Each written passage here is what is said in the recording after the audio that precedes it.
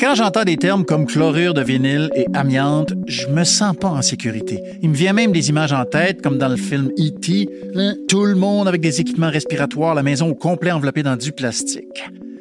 Les agents cancérogènes, c'est beaucoup plus que 2 ou 3 substances nocives. Ça peut être un agent chimique, physique ou biologique, ou encore des circonstances de travail qui augmentent le risque de développer un cancer.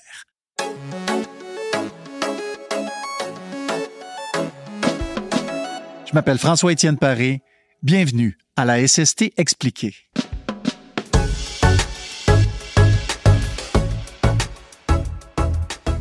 Mon invitée, France Labrèche, chercheuse à l'IRSST, va nous aider à mieux comprendre les substances ou les agents cancérogènes.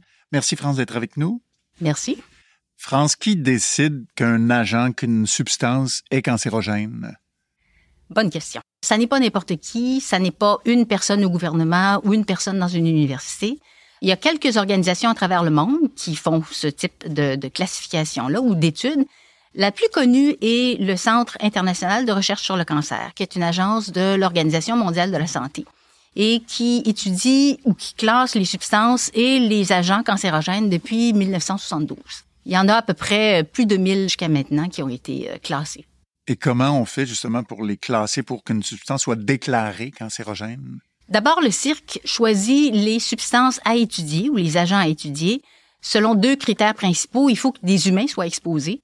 Et il faut qu'il y ait un signe en quelque part ou une étude qui ait dit ou qui ait soulevé le doute comme quoi ça pourrait être cancérogène.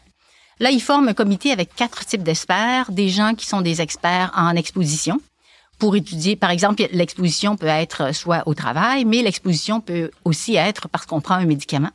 Ensuite de ça, des épidémiologistes évaluent les études sur les humains, des toxicologues évaluent les études sur les animaux, et d'autres types de gens, des chimistes, des toxicologues aussi et des épidémiologistes peuvent évaluer les études en laboratoire sur des cellules humaines ou animales pour voir si justement il y a des mécanismes de cancérogénicité. À partir de ces 4 sources de données-là, le CIRC utilise un algorithme pour évaluer les preuves justement de cancérogénicité et il donne une classification finale de substances qui peut être soit assurément cancérogènes, ce qu'on appelle les cancérogènes avérés, probablement cancérogènes ou encore possiblement cancérogènes chez l'humain. Ou encore, il porte comme conclusion, on n'a pas assez de données pour pouvoir se prononcer sur la cancérogénicité. Est-ce qu'il arrive qu'une substance soit impossible à détecter? En général, ce qui arrive, c'est que c'est difficile à l'étudier. OK. Parce que, comme j'ai dit, on regarde l'exposition, on regarde les études humaines, animales, etc. Dans certains cas, il n'y a pas de données sur l'exposition ou c'est difficile à reproduire. Le travail de nuit, par exemple. On peut étudier ça chez les animaux, mais les animaux sont des animaux nocturnes. Par exemple, les rats. Alors, il faut inverser leur cycle, comme s'ils travaillaient le jour au lieu de travailler la nuit. La fumée de cigarette, ça a posé certains problèmes parce que là, il a fallu qu'on organise les souris et les rats de façon à pouvoir les faire fumer des cigarettes. Vous voyez, alors dans certains cas, c'est difficile à reproduire l'exposition. Dans certains cas, c'est parce qu'on n'a pas de données chez l'humain. Dans certains secteurs d'activité, par exemple, la production de caoutchouc, il y a quelques études chez les humains, mais il n'y a pas beaucoup d'études publiées. Alors, il manque de données. Puis à ce moment-là, le CIRC classe les substances comme étant, on ne sait pas encore, non classables. Est-ce qu'il y a des nouvelles substances qu'on ne connaît pas? Oui. À chaque année, il y a des milliers de substances qui entrent sur le marché. Le Canada a un plan de gestion des produits chimiques, mais il en évalue peut-être un gros maximum de 1000 par année. Alors, à chaque année, il y a des nouvelles choses. Les technologies évoluent. Dans certains cas, on a retiré du marché certaines substances parce qu'elles étaient trop toxiques ou cancérogènes ou d'une autre toxicité. On les remplace par quelque chose d'autre. Là, un exemple, ce serait les pesticides. On a enlevé certains pesticides qui étaient trop toxiques, le DDT, mais on l'a remplacé par d'autres substances. Puis là, on s'aperçoit que ça peut être toxique peut-être justement à long terme, mais on n'a pas assez de recul dans les études pour pouvoir le classer. Les véhicules électriques, tout ce qui est l'électrification des transports et de notre vie de tous les jours, les rayonnements les champs magnétiques, c'est très difficile à étudier. Alors oui, il faut se méfier, il faut toujours se méfier. Et qu'est-ce qu'on fait justement quand on a des doutes? Quand on a des doutes, en santé publique, on appelle ça, on fait de l'évitement prudent. C'est-à-dire que... J'aime beaucoup le terme. Oui. C'est-à-dire que on peut, à partir des données qu'on a maintenant, pressentir qu'une substance pourrait être cancérogène ou qu'une situation de travail ou d'exposition pourrait être cancérogène. À ce moment-là, ce qu'on fait, c'est qu'on essaie de soit l'éliminer complètement, changer pour une autre substance. On essaie de la substituer pour quelque chose d'un peu moins dangereux. On essaie de complètement éviter l'exposition des travailleurs, c'est-à-dire qu'on peut mettre les travailleurs dans une salle à côté avec un tableau de commande, par exemple. Ou bien, quand on ne peut pas, on fait un peu comme dans E.T., c'est-à-dire soit qu'on met le plastique autour de la maison, autour de l'appareil, ou bien, je dis plastique, mais une autre enceinte, disons, ou encore, on utilise des vêtements, des équipements de protection individuelle, qui est le dernier recours. Là. Idéalement, on veut pas que tout le monde se promène habillé comme des scaphandriers puis des gens qui vont sur la Lune. Non, on aime mieux éviter complètement Voilà. l'exposition. Idéalement, c'est ça, oui. Qui fait de la recherche sur ces substances-là? Il y a plusieurs types de personnes. D'abord, les industriels ont à produire quand même certaines preuves comme quoi leurs produits ne sont pas toxiques. Mais il y a aussi, surtout, je vous dirais, les universitaires. À peu près toutes les universités ont des gens, en général, dans les facultés soit de biologie ou de médecine, qui font de la recherche. Et il y a aussi des centres spécialisés de recherche sur le cancer. Au Canada, il y en a un en Ontario, qui est un centre de recherche sur les cancers professionnels. Aux États-Unis, il y a le gros Institut national de cancer, par exemple. Il y en a en Europe aussi.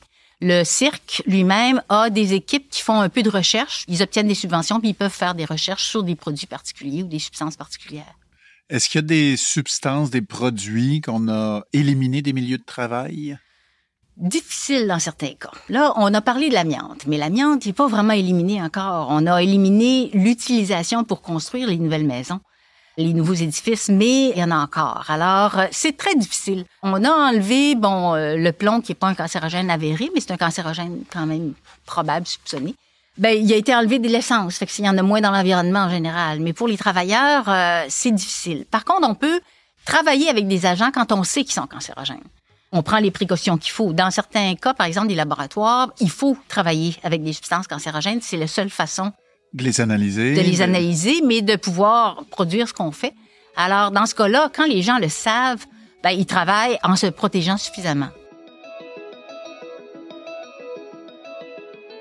France, quels sont les outils produits par l'IRSST pour nous aider à mieux comprendre les substances cancérogènes et à s'en protéger? Nous avons produit une fiche et un document pour aider à sensibiliser les intervenants, surtout en santé au travail, et les travailleurs à la présence éventuelle de cancérogènes dans leur milieu de travail. On peut se protéger d'un cancérogène quand on sait qu'il est cancérogène. Or, vous savez, un accident de travail, c'est évident, c'est au travail, on sait qu'est-ce qui a causé, puis on peut travailler à prévenir justement la prochaine fois qu'il va y avoir un accident. Or, pour les cancérogènes, c'est plus compliqué parce que les cancers se développent 10, 15, 20 ans, jusqu'à 40 ans pour l'amiante, après justement l'exposition. Alors, le lien entre le travail et l'exposition est moins évident. Et puis, dans certains cas, même l'employeur ne sait pas qu'il y a des cancérogènes dans son milieu de travail. Alors, on a fait une fiche là-dessus. Ensuite de ça, on a fait quelques rapports aussi où on a identifié combien de travailleurs étaient exposés dans quel secteur d'activité et à quelles substances cancérogènes ils étaient exposés. On a fait des conférences aussi, bien sûr. Puis, on a organisé aussi un forum sur les cancérogènes avec des intervenants de santé publique et en santé au travail. Alors, tout ça, vous pouvez le trouver sur le site de l'IRSST. On a aussi collaboré avec c'est un projet pan-canadien sur le fardeau des cancers. C'est-à-dire, il y a combien de cancers qu'on pourrait estimer qui sont associés au travail. Alors ça permet aux dirigeants et à tout le monde d'un peu les sensibiliser et attirer leur attention sur la possibilité d'être exposés aux cancérogènes. Et éventuellement, procéder à des changements, j'imagine. Et au moins, savoir comment travailler avec pour se protéger. Merci, France. Mon invité, France Labrèche, est spécialiste en agents cancérogènes dans les milieux de travail. Merci beaucoup, France. Merci à vous. Merci à vous d'avoir été à l'écoute. Je vous invite à écouter les autres épisodes de la SST Expliquée, le balado de l'IRSST sur votre plateforme d'écoute préférée.